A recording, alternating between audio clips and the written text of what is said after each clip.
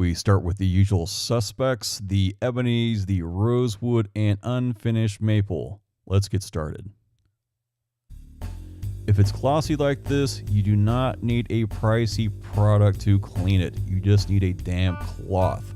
Otherwise, it's like putting water on a trash bag. Waste of money. This, on the other hand, is an unfinished maple fretboard and it needs some attention.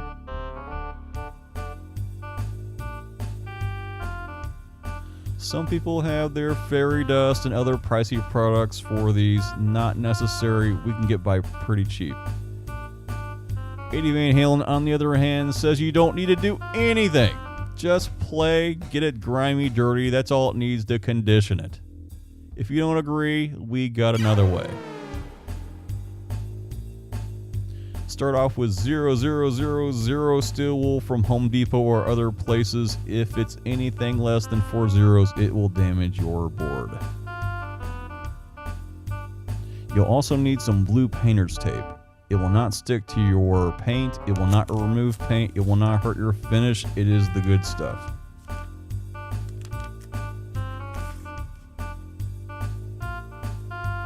Do not use masking tape. Do not use packing tape or, God forbid, Scotch tape. Blue painter's tape can be used to secure your cables, take away safety hazards at gigs. It's just the good stuff. You can also use it on mouthy roadies. You'll also need a soft cloth like an old sock or a t-shirt. First step, remove your strings. It sounds obvious, but there's going to be somebody that says, dude, this project was so hard because the strings are on.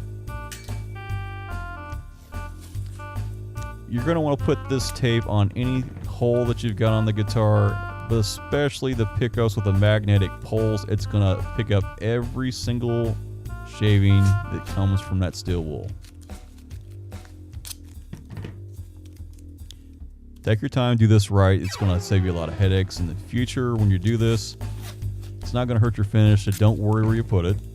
The main thing is to make sure that any way possible that could get into a cavity, it's not going to because of the blue tape.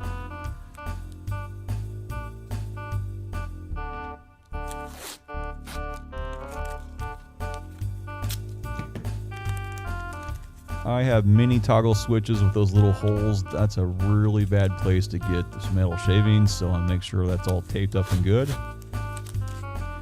You're only going to do this once or twice in a blue moon, so do it right. Take your time. It's going to save you a lot of headaches.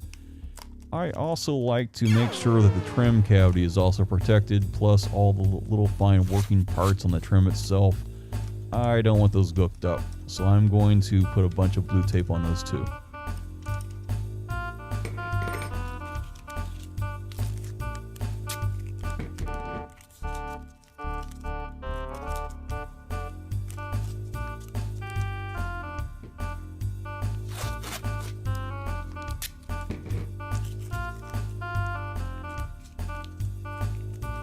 We are ready to go.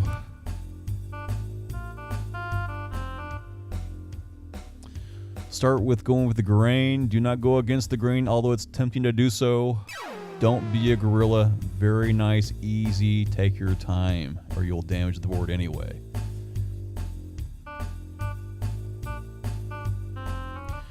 If you have an unfinished neck, this is a good time to also recondition it with the steel wool. When you're finished, it looks fabulous. Factory new. This is what we want.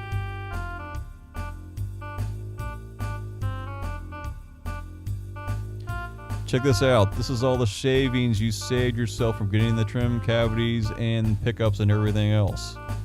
You're welcome. Now take a sock and dust off every part that you can think of. And use a vacuum cleaner to get rid of all the excess that you just put on your table.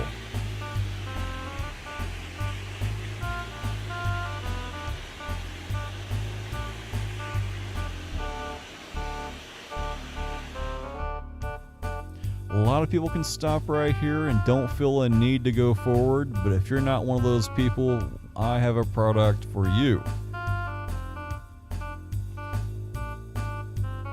Ernie Ball fretboard conditioner comes back in a pack of 6 for under $2. You heard right.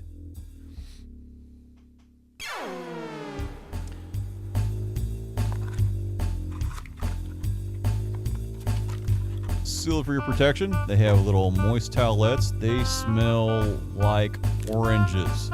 If you don't like oranges, this is not the product for you. It's like a greasy orange bath.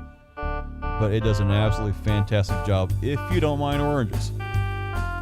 Yes, you're supposed to go with the grain. It's tempting not to go with the grain. Very nice. Looks fantastic. Doesn't look like it's changing very much. Here's a comparison on the top, unfinished. Here's with Ernie Ball on the bottom. We're left with Ebony and the Rosewood fretboards. They're treated very much the same. Mineral oil laxative at any pharmacy. You heard right. It's dirt cheap. It's around $3 a bottle.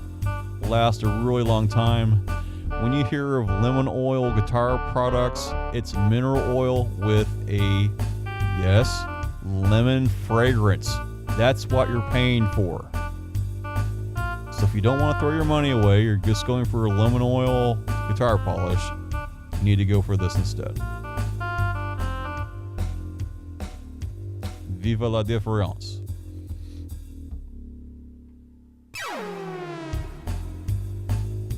Bob Taylor, founder of Taylor Guitars. You know the ones I'm talking about? The $4,000 guitars on the wall at Guitar Center that they don't want you to touch. He suggests mineral oil on his pricey guitar fretboards once a year. True story. Well, if it's good enough for Bob, it's good enough for me. I've been using it for 30 years and haven't had one lick of trouble. Helpful stuff? Cool, then subscribe already. If you have questions or other topics you'd like to see, drop me a line at slizzygeffen@gmail.com. Thanks for watching.